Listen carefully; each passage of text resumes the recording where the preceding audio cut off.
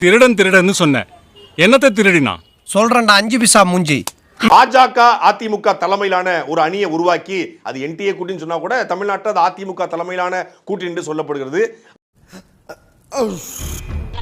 அதுல அன்புமணி தலைமையிலான பாமக, தமாக, அப்புறம் சின்ன சின்ன கட்சிகளை இணைச்சிருக்காங்க. நித்தம் இணைப்புகள் நடந்து கொண்டே இருக்கிறது. அந்த மாதிரி எல்லாம் இருக்கிற சான்ஸ் இல்லையே. இந்த கூட்டணிக்குள்ளதான் விஜய் வருவாரா மாட்டாரா அப்படிங்கிறது பேசுவது பொருளாக மாறி இருக்கிறது.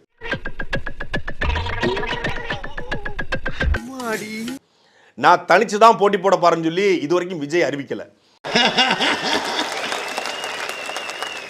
வாய்ப்பில்லை ராஜா, வாய்ப்பு கிடையாது. 2021 2024 விக்கிரவாண்டி மாநாட்டில் விஜய் அவர்கள் ஆட்சியிலும் பங்கு அதிகாரத்திலும் பங்கு அப்படின்னு சொல்லி அறிவிச்சாரு. நாம தனித்த பெரும்பான்மையோடு வெற்றி பெற அளவுக்கு மக்கள் செல்வாக்கு நம்ம கிட்ட இருக்கு. இருந்தாலும் நம்மளை நம்பியும் சில பேர் வருவாங்க இல்லையா, அதுக்கான அரசியல் சூழல் மாறலாம் இல்லையா, அப்படி வர்றவங்களுக்கு நம்மளும் மதிக்கணுமா இல்லையா, மாமாக்கு வயசாயிடுத்து இல்லையா அப்படின்னு நியூ படத்துல கிரண் பேசுற மாதிரியே பேசி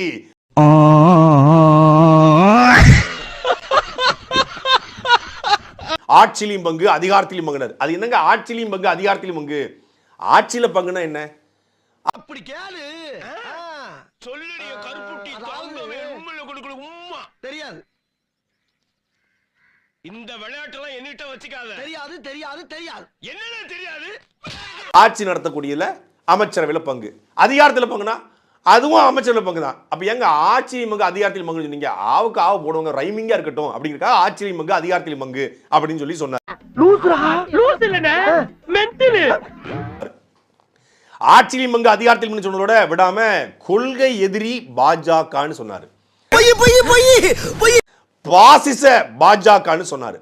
அப்படி சொன்ன விஜய் அவர்கள் ஒருபோதும் பாஜகக்குள்ள போக மாட்டாரு அப்படின்னு சொல்லி தான் எல்லாரும் நம்பினாங்க.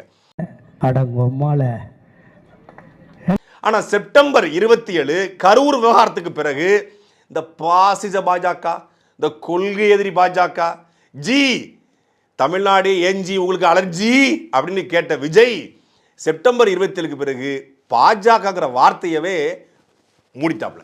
பயப்படாத, பயப்படாதா.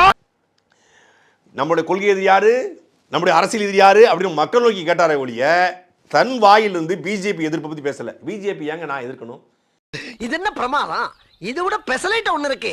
கூவுடா. 2026 தேர்தல் தமிழ்நாட்டுக்கான தேர்தல், தமிழ்நாடு முதலமைச்சரை தேர்ந்தெடுக்கிற தேர்தல். இந்த தேர்தலில் போய் நான் ஏன் பிஜேபி பத்தி பேசணும் அப்படின்னு கேட்டாரு. வருஷத்துக்கு ஒரு கிரிக்கெட்ட சிக்கிறடா சாமி.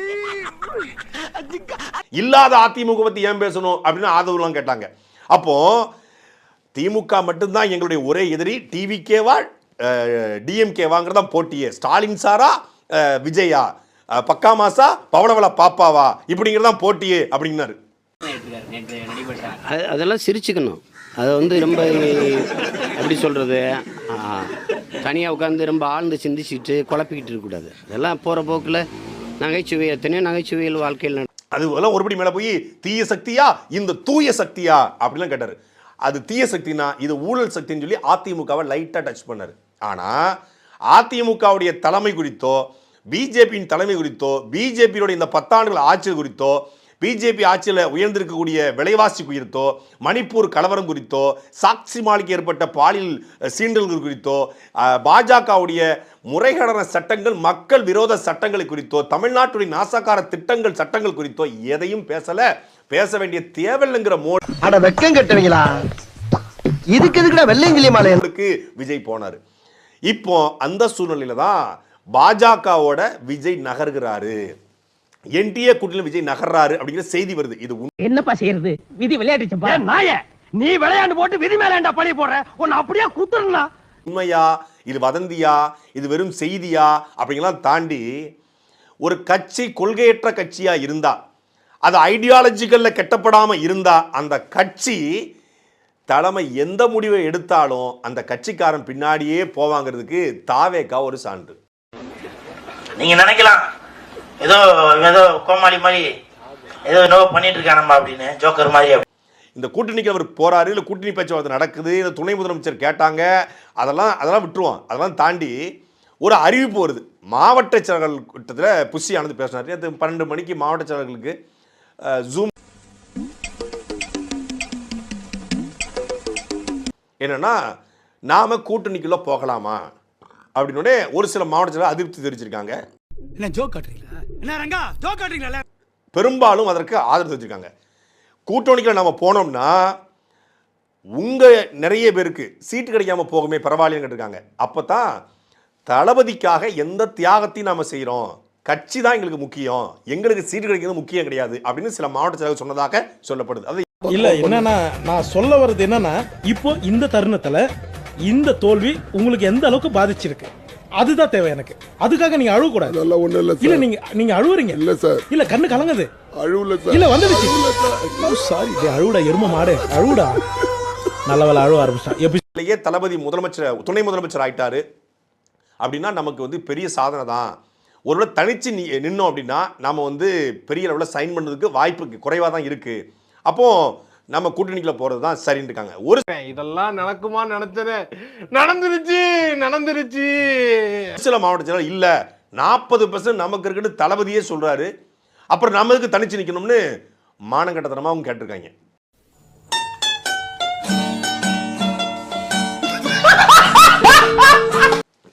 நீங்க சொல்றீங்க 42 செங்கோட்டையன் சொல்றாப்ல, 40க்கு மேலன்னு சொல்லி நிர்மல்குமார் சொல்றாப்ல, 45க்கு மேலன்னு சொல்லி ஆதவ் சொல்றாப்ல. அப்புறம் எதுக்குங்க நீங்க கூட்டணி கேக்குறீங்க? 40ங்கிறது என் வாழ்க்கையில எங்க பரம்பரை தெரிஞ்சதெல்லாம் நேர்மை, கருமை, ஏர்மை. வெற்றி தானே. 40 விழுக்காடு எடுத்தா தனித்த பெரும்பான்மையோடு தமிழ்நாட்டில் ஆட்சி அமைச்சிடலாம். கிட்டத்தட்ட சபா இப்பவே கண்ணை கட்டுது. 120 தொகுதிகளுக்கு மேல அடிச்சிடலாம். 40% போது எல்லா தொகுதியும் 40%னா மொத்தமா ஸ்வைப் ஆயிரும். 200+ அடிச்சிடலாம். ஏய் என்னைய வச்சு ஒன்னும் காமெடி கிமெடி பண்ணலையே. அப்படி போது எதுக்கு கூட்டணிக்கு போகணும்னு ஒரு சிலர் கேட்டிருக்காங்க. அவரை நீங்க மியூட் பண்ணி போட்டுட்டு அதெல்லாம் இருக்கட்டும், நீங்க தளபதி கூட்டணிக்கு போனா துணை முதலமைச்சர் பதவி தரேன்னு சொல்றாங்க, இதை எப்படி பாக்குறீங்க அப்படின்னு பெரும்பாலும் ஆதரிச்சுங்க. இதை வச்சு தான் ஊடகங்கள் பேச ஆரம்பிச்சிருக்கு. இது புஷியான தலைமையிலான கலந்தாய்வு. இதுக்கு விஜய்க்கு சம்பந்தம் இல்ல, விஜய்க்கு தெரியாமலே புஷியானந்த் வந்து இந்த கலந்தாய்வை ஒருங்கிணைச்சிட்டாரு அப்படின்னு விஜயே கடுப்புல இருக்காரு அப்படின்னு ஒரு செய்திகள் பரவி இருக்கு. டேய் இவன் வேற என்னை ரொம்ப டார்ச்சர் பண்றான்டா. விஜய்க்கு தெரியாம சளி பிடிச்சிருந்தா கூட தும்ம மாட்டாரு புஷியானந்த். நல்ல தும்மல் வந்தா கூட தளபதி அச்சு அப்படிம்பாப்ல.